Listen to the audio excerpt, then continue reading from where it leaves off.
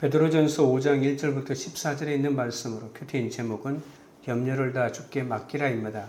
예수님은 종의 형체를 가지고 사람의 모습으로 나타나 죽기까지 복종하셨습니다. 하나님은 예수께 모든 이름 위에 뛰어난 이름을 주시고 하늘과 땅에 있는 모든 자의 이름을 그 이름에 꿇게 하시며 모든 입으로 예수 그리스도를 주라 시인하게 하셨죠. 예수님의 고난과 영광이 이렇게 하나이셨듯이 성도의 고난과 영광도 하나입니다. 하나님은 불시험 같은 뜨거운 고난의 풀무불에서 우리를 택하셨습니다. 우리가 그 고난으로 죄 사함을 받고 정결한 백성으로 세워져 하나님 나라의 영광에 동참하게 하십니다. 내가 가는 길을 그가 아시나니 그가 나를 단련하신 후에는 내가 순금같이 되어 나으리라는 욥의 고백처럼 우리도 고난을 부끄러워하지 말고 하나님께 영광을 돌려야 합니다. 오히려 즐거워하고 기뻐하면서 연약한 인생을 지켜주시도록 내 영혼을 주께 의탁해야 합니다. 오늘은 베드로전서 마지막 부분입니다. 첫째는 본이 되라입니다. 1절입니다. 너희 중 장로들에게 고난오니 나는 함께 장로된 자요 그리스도의 고난의 증인이요 나타날 영광에 참여할 자니라. 예수님이 잡히시던 밤에 주님을 3번이나 부인하고 그분의 용서와 사랑을 직접 체험한 베드로는 목양과 성도의 자세에 관해서 설명합니다. 베드로는 장로들과 자신의 관계를 정의하면서 권면을 시작합니다. 장로들은 그리스도의 고난에 대한 증인들이고 미래의 영광에 참여할 자들이죠. 베드로는 사도임에도 스스로 함께 장로된 자라고 부르면서 겸손한 태도를 보입니다. 베드로는 장로들이 마주하는 유혹과 기쁨에 대해서 잘 알고 있습니다. 베드로는 단순히 겸손을 보이기 위해 자신을 장로라고 소개한 것이 아닙니다. 장로들의 소명이 사도인 자신의 소명과 같다면서 장로들에게 그리스도의 고난에 대한 증인으로 예수의 본을 받아 고난과 박해를 견디라고 요청하고 있는 거죠. 장로들은 예수의 고난의 중요성을 깨닫고 고난을 잘 견뎌내야 합니다. 예수께서 하나님에 의해 의롭게 되셨듯이 신실한 장로들은 앞으로 나타날 영광에 참여할 자들입니다. 2절부터 4절입니다. 너희 중에 있는 하나님의 양무리를 치되 억지로 하지 말고 하나님의 뜻을 따라 자원함으로 하며 더러운 이득을 위하여 하지 말고 기꺼이 하며 맡은 자들에게 주장하는 자세를 하지 말고 양무리의 본이 되라. 그리하면 목자장이 나타나실 때에 시들지 아니하는 영광의 관을 얻으리라. 목양의 사명에 있는 장로들에게는 목자장이신 예수님이 주실 영광의 관을 바라보고 자원함으로 양들을 섬기며 본이 되라고 당부하십니다. 목자들이 그 무리를 보살피듯이 이스라엘의 지도자들은 이스라엘 사람들을 보살펴야 합니다. 예레미야는 하나님은 이스라엘의 부정한 목자는 선한 목자로 대체한다고 말하고 있죠. 에스겔은 하나님은 그의 백성을 이기적인 목자로부터 구원하신다고 했고, 스가랴는 배려하는 목자가 쓸모없고 배려심 없는 목자로 대체된다고 했습니다. 마태복음에서도 예수님이 그의 백성을 위해 새로운 목자로 임명하신다고 했고, 요한복음에서는 예수는 선한 목자라고 하시면서 베드로에게는 목자가 되어야 한다고 말씀하지 않았습니까? 베드로는 그의 동료 목자들에게 하나님께서 그들에게 정해주신 무리를 보살피라고 권면합니다. 베드로는 가정교회 개별 지도자들이 그들이 맡아야 하는 역할을 말하고 있는 겁니다. 그들은 가정교회에 하나님이 맡긴 하나님의 양무리를 돌보아야 합니다. 양무리를 칠 때 무엇을 해야 하고 무엇을 하지 말아야 하는지 자세히 말합니다. 목자들이 교회를 이끌 때 억지로 하지 말고 더러운 이득을 위하여 하지 말고 맡은 자들에게 주장하는 자세를 하지 말아야 합니다. 그리고 해야 하는 것은 하나님의 뜻을 따라 자원함으로 하며 기꺼이 하며 양무리의 본이 되어야 합니다. 교회에서 봉사는 적절한 동기로 하되 자발성과 하나님의 소명으로 해야 합니다. 강요 때문에 해서는 안 됩니다. 그 일을 해야 하기에 하는 사람과 스스로 하는 사람은 큰 차이가 있습니다. 하나님의 일은 스스로 열정을 가지고 해야 합니다. 탐욕의 동기로 해서는 안 됩니다. 예수님은 고정적인 수입이 없으셨고 매일의 양식을 위해 하나님을 신뢰해야만 했습니다. 제자들에게도 신앙으로 살아야 한다고 가르치셨죠. 초대교회 사역자인 베드로도 이득을 행하지 않는 것을 자신의 사역의 중요한 원리로 생각했습니다. 장로들은 이득을 얻기 위해 교회에서 봉사해서는 안 된다는 겁니다. 마침내 베드로는 장로들에게 그들의 지역교회에 대한 권위적인 지배가 아니라 본이 되는 지배자가 되라고 요청합니다. 권력은 1세기와 마찬가지로 오늘날에도 엄청난 중독성을 가지고 있습니다. 권력은 무가치한 동기를 주고 성령의 인도로 시작하고 해야 하는 많은 결정을 타락의 길로 인도합니다.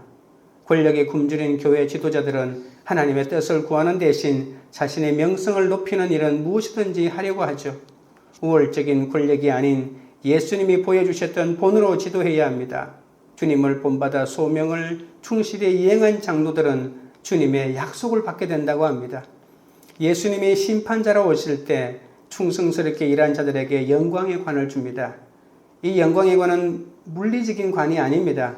하나님께 인정받는 영광을 얻는다는 거죠.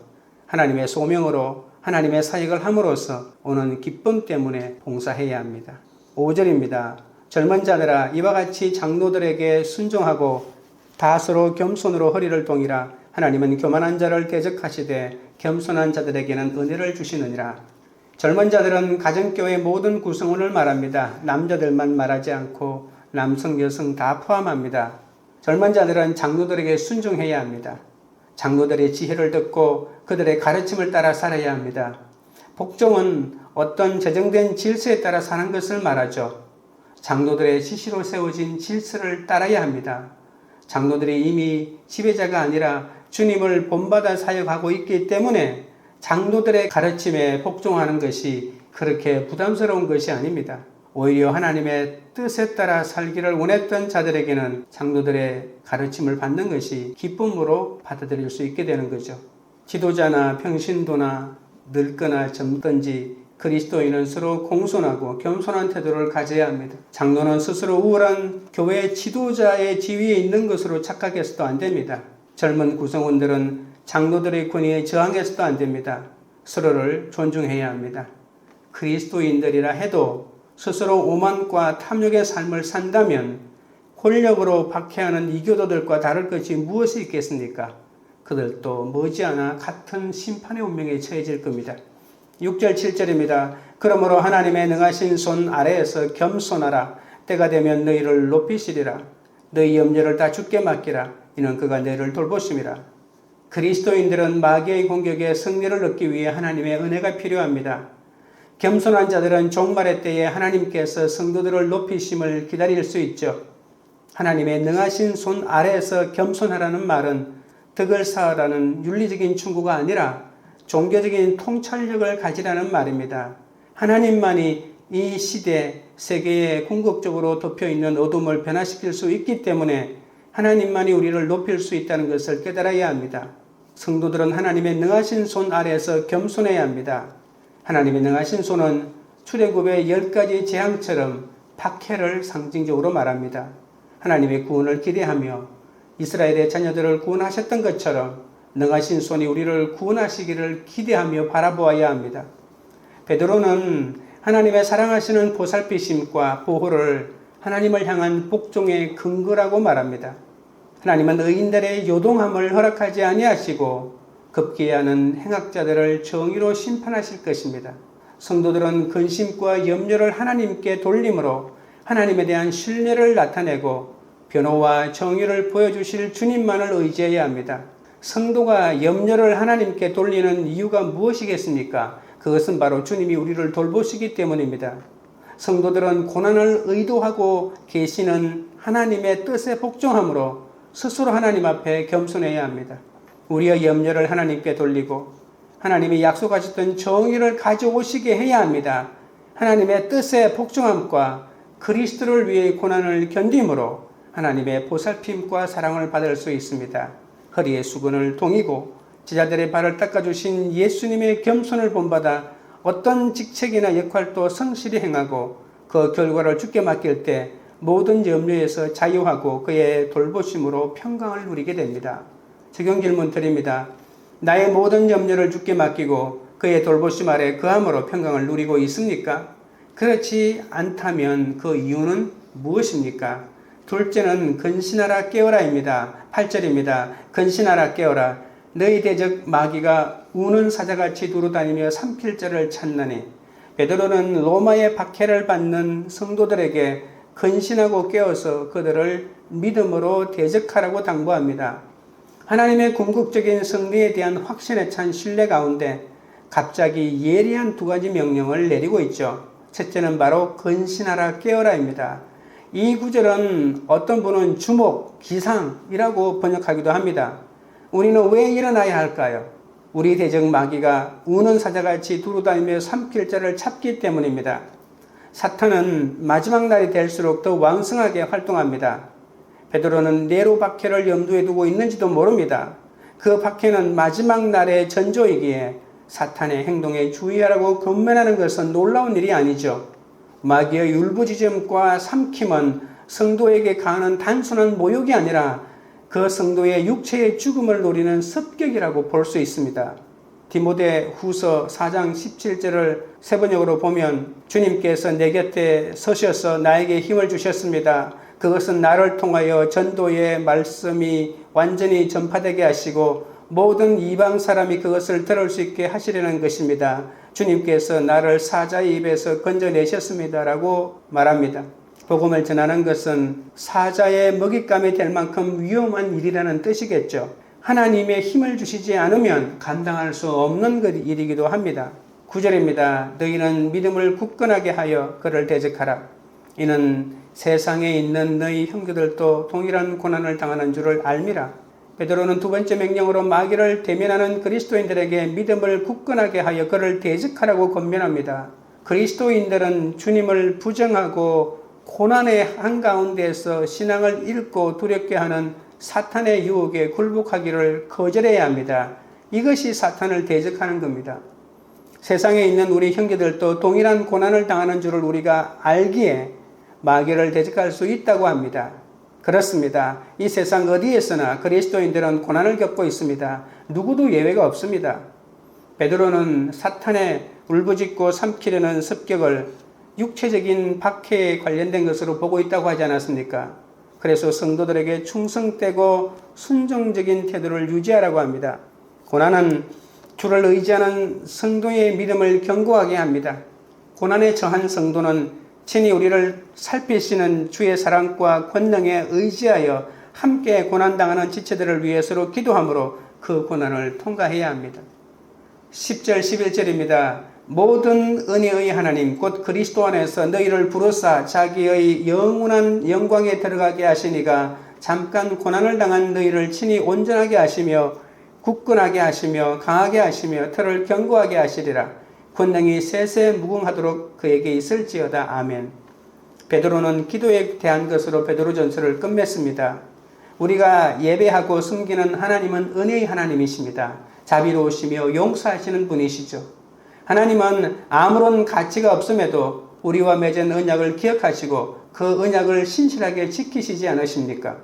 하나님은 택한 자를 부르셔서 자녀 삼으시고 보호하시겠다고 약속하셨습니다. 성도들은 이런 종말론적인 소망을 가져야 합니다. 그 소망은 고난 가운데서도 약해지지 않는 것입니다. 단순히 고난만 대처하라고 허락한 것이 아닙니다. 소망은 하나님께서 성도들에게 주셨던 피할 수 없는 소명이기도 합니다. 하나님은 당신의 백성으로 삼으시고 하나님과 함께 영원히 거하고 찬양하도록 하셨는데 이 위대한 소명을 감당하려면 반드시 고난을 통과해야 한다는 말입니다. 베드로는 성도들의 강함을 위해 기도하죠. 견디고 충실함을 유지하며 육의 유혹을 견디는 것이 바로 강함입니다. 성도는 어떤 고난 중에도 주께 의지함으로 자신을 친히 부르시고 붙잡아 주시는 그리스도의 사랑과 기쁨을 누릴 특권이 있습니다. 주를 의지하며 살아가는 자는 결국 그리스도 안에서 장차 누릴 영원한 영광의 시간에 들어가게 될 것입니다. 적용 질문 드립니다. 현재의 고난은 그리스도 안에서 우리가 장차 누릴 영원한 영광과 비교할 수 없다는 것을 믿습니까? 셋째는 은혜의 굳게 서라입니다. 12절입니다. 내가 신실한 형제로 하는 실로아노로 말미암아 너희에게 간단히 서서 권하고 이것이 하나님의 참된 은혜임을 증언하노니 너희는 이 은혜에 굳게 서라. 베드로는 다른 서신들과 비슷한 방식으로 이 서신을 끝맺습니다. 먼저 동역자인 실로아노의 도움을 언급합니다. 실로아노는 이 서신의 필사자라는 주장이 있습니다. 학문 없는 범인인 베드로가 베드로 전서와 같은 세련된 서신을 쓸 수 있었던 것도 이 실로아노의 도움을 받았기 때문이라는 것이죠. 하지만 실로아노는 서신의 전달자로 보는 것이 더 적당합니다. 마지막 권면과 문안을 하고 하나님의 평경을 기원하는 것으로 이 서신을 마무리하는데, 베드로 전서를 쓰면서 베드로는 명령형의 권면이 많은 이유는 권면이 서신을 읽는 성도들에게 효과가 있었음을 짐작하게 합니다. 베드로는 이 모든 것이 하나님의 참된 은혜였다고 합니다. 베드로는 서신을 마무리하면서 자신이 설교했던 복음의 진실함을 말하고 이것을 확고하게 믿어야 한다면서 이 복음의 진리 위에 굳게 서라고 합니다. 그리스도의 참된 은혜에 굳게 서야 합니다. 그는 십자가에 못 박혀 돌아가신 지 3일 만에 부활한 예수님을 직접 목격하였기 때문에 그리스도께서 우리에게 선물로 주신 영원한 생명이 참된 은혜라는 것을 확실히 전하고 있습니다. 성도는 복음을 위해 굳게 서야 하고 고난의 압박 아래에서 굴복하려는 유혹을 견뎌내야 합니다. 13절 14절입니다. 택하심을 함께 받은 바벨론에 있는 교회가 너희에게 문안하고 내 아들 마가도 그리하느니라. 너희는 사랑의 입맞춤으로 서로 문안하라. 그리스도 안에 있는 너희 모든 이에게 평강이 있을지어다. 베드로전서는 인사말로 시작하고 인사말로 끝납니다. 바벨론이 죄로 인해 악명 높은 곳이었기 때문에 죄악이 가득한 곳을 비유적으로 이렇게 바벨론으로 부릅니다. 요한계시록 18장 2절에 보면 힘찬 음성으로 외쳐 이르되 무너졌도다 무너졌도다 큰 성 바벨론이여 귀신의 처소와 각종 더러운 영이 모이는 곳과 각종 더럽고 가증한 새들이 모이는 곳이 되었도다 라고 하면서 바벨론을 설명하고 있지 않습니까? 바벨론은 그리스도인들이 고향 유대로부터 추방당한 곳을 묘사하는데, 그런 관점에서 바벨론은 로마를 말하고 있습니다. 요한계시록에 나오는 바벨론도 사실은 로마를 말하는 것이죠. 직접적으로 로마라고 말할 수 없기 때문에 가장 악한 곳이며, 그리고 멸망했던 바벨론을 로마에 비유하고 있는 겁니다. 초기 기독교 전통에 의하면 베드로가 로마에서 이 서신을 썼다고 알려져 있습니다. 베드로는 마가의 사랑을 전함으로 그들을 향한 존경과 신뢰를 표현하고 서로 사랑하라는 부탁의 말로 편지를 끝맺습니다. 생명을 위협하는 박해와 고난 가운데서도 하나님을 신뢰하며 주 안에서 서로 존중하고 사랑할 때 성도는 믿음을 굳건히 지킬 수 있습니다. 적용 질문 드립니다. 교회 지체들과 서로의 믿음을 지켜주고 주 안에서 사랑의 교제를 나누고 있습니까? 기도드리겠습니다.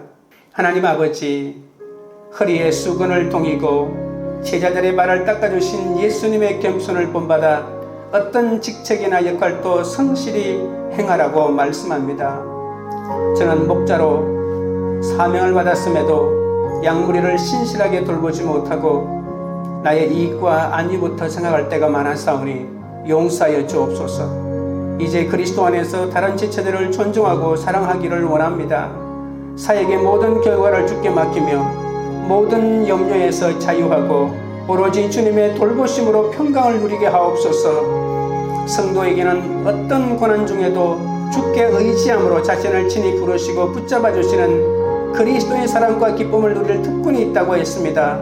세상 가치관이 우는 사자와 같이 두루다니며 산길차를 찾는 가운데서도 근신하여 깨어 오직 주님께 주목하고 나아갈 수 있도록 역사하여 주옵소서. 가족과 친지 그리고 지체들의 구원과 믿음을 위해 더욱 간절히 기도하게 하여 주옵소서. 생명을 위협받는 박해와 고난 가운데서도 하나님을 신뢰하며 주 안에서 서로 존중하고 사랑함으로 믿음을 굳건히 세워가게 하여 주옵소서.